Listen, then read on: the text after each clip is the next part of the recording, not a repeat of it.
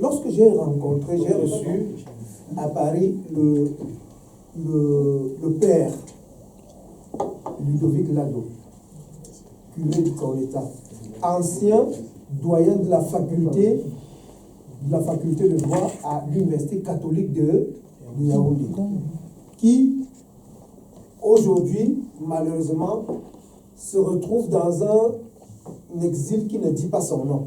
Parce que vous savez comment ça fonctionne à Yaoundé. Quand vous venez en Combrin, on trouve des subterfuges donc on a fait pression sur l'église, sur sa congrégation, les jésuites, pour qu'il soit muté à Abidjan. Et donc, il est à Abidjan, mais il ne s'est jamais pour autant découragé. Il continue de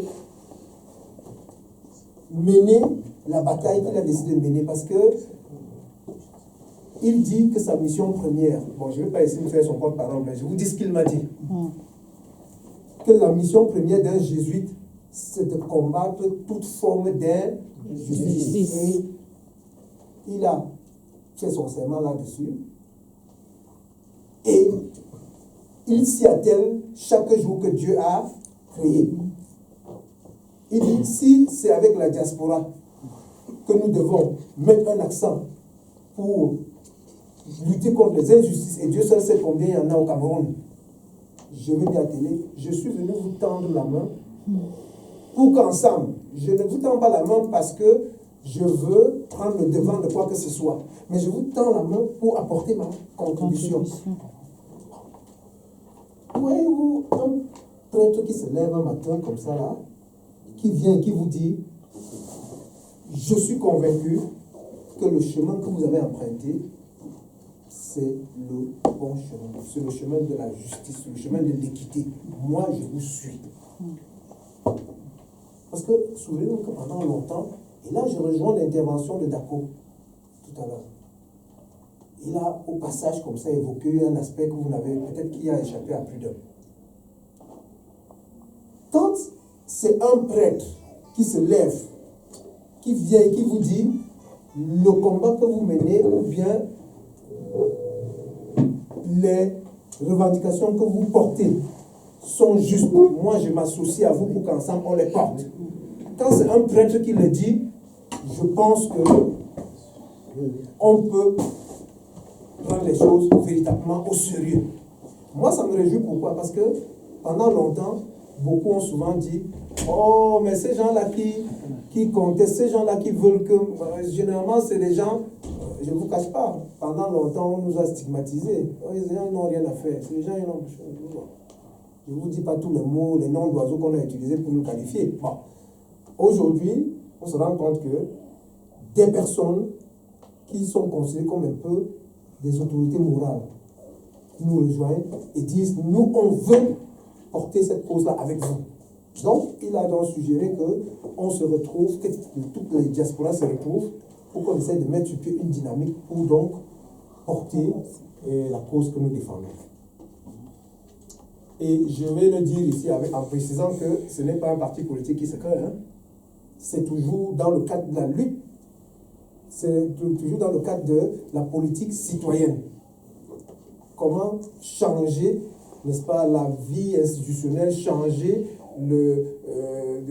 améliorer, n'est-ce pas, le fonctionnement de l'État camerounais.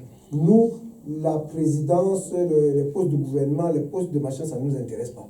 On veut simplement un Cameroun juste, un Cameroun où chaque citoyen se voit jouir, n'est-ce pas, de ses droits et respecte également ses devoirs. Voilà. Donc voilà ce que nous demandons. Voilà ce pourquoi on se bat. Donc les diasporas vont se retrouver au Burkina Faso. Dans les réseaux, on a échangé les différents diasporas et on a voté que ce serait mieux qu'on se retrouve au Burkina Faso. Et donc, pour la petite histoire, d'aucuns avaient proposé Addis Abeba parce que c'est le siège de l'Union africaine, d'autres avaient proposé le Rwanda parce qu'on dit que le Rwanda c'est un exemple de l'émergence véritable en Afrique, même si d'aucuns utilisent le mot là à tout va, à l'emporte-pièce. Bon, d'aucuns ont dit qu'il fallait qu'on se retrouve plutôt à Rome parce qu'on n'est pas loin du Vatican. D'autres ont dit qu'il faut qu'on se retrouve au Canada. Bon, finalement, la proposition du Burkina Faso a été acceptée. Pourquoi? Je vous explique. Parce que dans les échanges, il y en a qui ont dit que le Burkina Faso est symbolique à plus d'un titre. Le Burkina Faso s'érige aujourd'hui comme étant l'exemple d'un peuple qui sait se lever pour prendre son destin en main. On ne va pas oublier une chose aussi. L'exemple de probité dont nous avons besoin pour nos États, on ne va pas oublier qu'il y a eu un homme qui a marqué l'histoire de ce pays, qui malheureusement a été assassiné et qui en réalité représentait la synthèse de tout ce qui peut se constituer aujourd'hui comme revendication africaine ou panafricaine.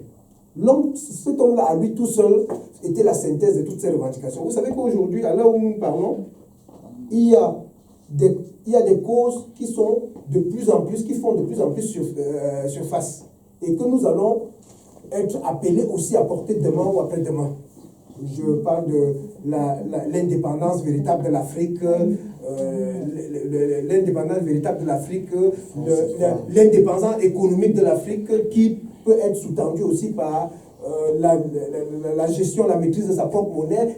Donc, toutes ces questions qui, au jour d'aujourd'hui, font surface, on se rend compte qu'il y a un homme, un Africain, qui a contribué à les porter et qui en a payé cher.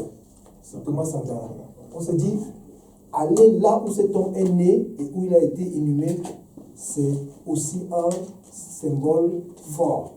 Donc, tous ces arguments-là ont fait que finalement, on a opté pour le Burkina Faso. Donc on a pensé qu'on pouvait donc siéger au Burkina Faso pour la mise sur pied d'une dynamique qui peut contribuer à la refondation du Cameroun. Maintenant, j'ai pensé, moi, à mon niveau, que chaque fois que je discute avec les amis, parce qu'au sein du forum de discussion, qui prépare, n'est-ce pas, ce grand forum-là, le CCD est représenté par le Front Uni. Pour la petite histoire, parce qu'à un moment donné, Dr Rémi a dit, mais on ne comprend plus, il y a trop de ramifications et consorts. Oui, le Front Uni, c'est un regroupement de différentes diasporas. Diaspora américaine, diaspora du Cameroun en Amérique, diaspora Cameroun en Europe. Et ce regroupement-là a décidé de mettre toutes ses forces dans le même panier, d'unir ses forces pour porter plus haut, n'est-ce pas, le combat que nous menons. Donc, le Front Uni, dont je suis le co-secrétaire du directoire, est donc représenté au sein de ce forum de discussion qui prépare le Burkina Faso par le professeur Jean Bosco Tagne qui est aux États-Unis. Donc, c'est lui qui est en train de parler en notre nom au sein de ce forum-là. Donc, j'ai dit au professeur Jean Bosco Tagne, tu discutes en notre nom, certes, mais moi, j'ai certains principes.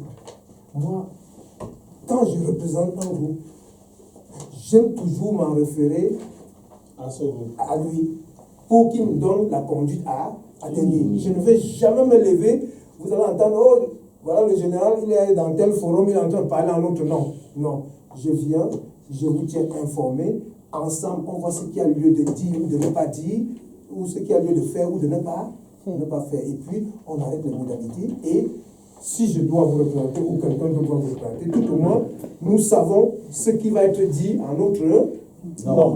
Voilà. Donc, c'est pour ça qu'il était nécessaire pour nous de nous retrouver aujourd'hui pour préparer ce forum international qui aura lieu dans une vingtaine, voire dans 25 jours. Voilà.